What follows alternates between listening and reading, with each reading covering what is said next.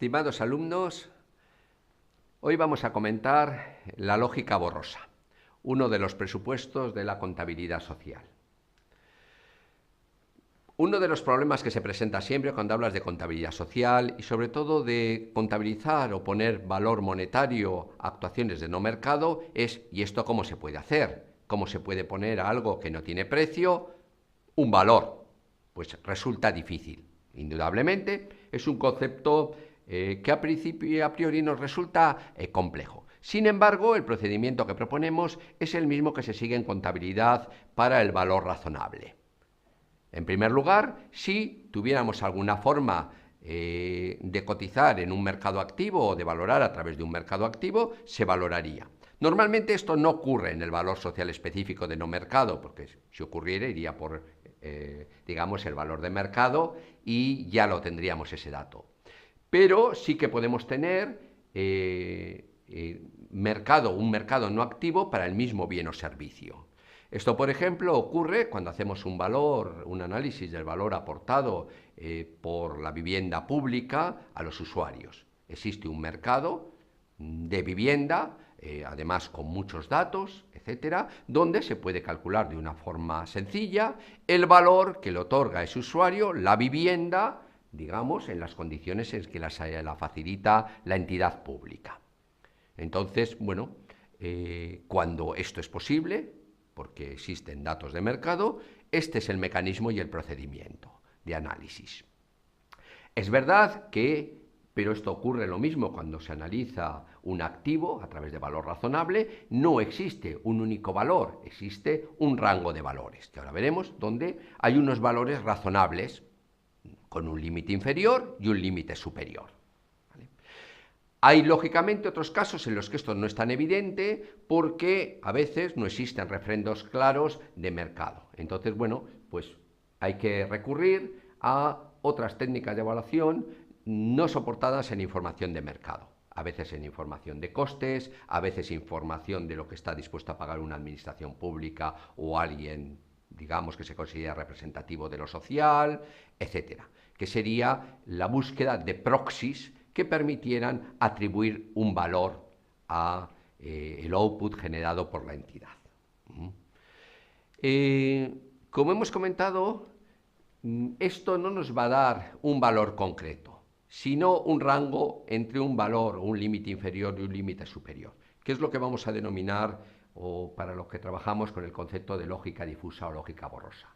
Aquí, por ejemplo, tenemos una gráfica donde queríamos valorar qué valor puede tener la retirada de un residuo o el no aportar, digamos, un residuo. Para lo cual no existe un valor. ¿Qué existe? Pues existen algunos proxies, pero además dispersos, lo que distintos ayuntamientos están cobrando por aceptar esa tonelada de residuo. Es decir, bueno, pues con eso se ha hecho un análisis de los diversos ayuntamientos y como vemos el valor atribuido va desde 46,9 euros el mínimo a 83 el máximo, ¿no? Esto nos da una serie de puntuaciones.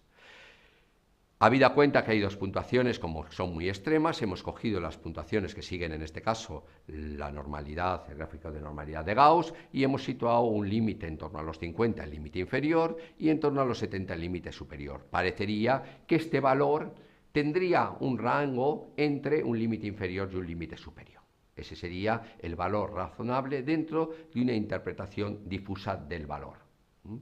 Luego, si se quiere operar en vez de con rangos, que complica las operaciones en cuanto tenemos que llevar a una lógica de matrices, con puntuaciones centroides o con una puntuación única, pues se calcula algún tipo de puntuación que pueda ser una aproximación adecuada a este rango. Por ejemplo, en este caso se ha cogido 62, que es la mediana, que parece pues una puntuación robusta que podríamos utilizar adecuadamente.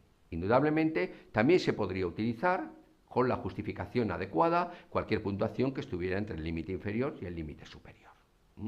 Y este es el concepto, la aportación de la lógica, digamos, borrosa al análisis del valor.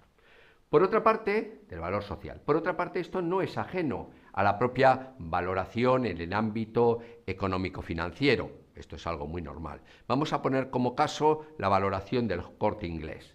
Esto es algo conocido porque se llevó a los tribunales a un juicio y hubo una decisión judicial. ¿Cuál es el valor razonable del Corte Inglés? Y estamos hablando meramente no de valor social, de valor económico-financiero. El Corte Inglés aporta en el debate por la valoración de la participación de César Areces que el valor de la entidad es 6.626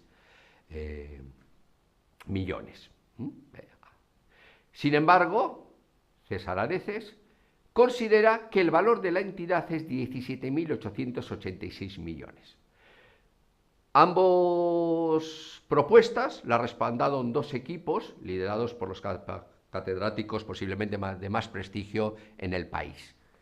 Y sin embargo, como vemos, prácticamente una valoración triplica a la otra. Es decir, la borrosidad de cuál es el valor económico-financiero, que no social, del Corte Inglés, pues como se ve, es bastante amplia.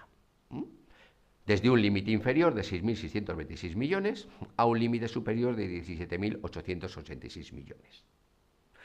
Como aquí hubo una sentencia judicial, se decidió que el valor del Corte Inglés se podía establecer en unos 14.700 millones, lo cual no deja de ser una decisión, digamos, subjetiva, dentro de un rango de puntuaciones, inferior y superior.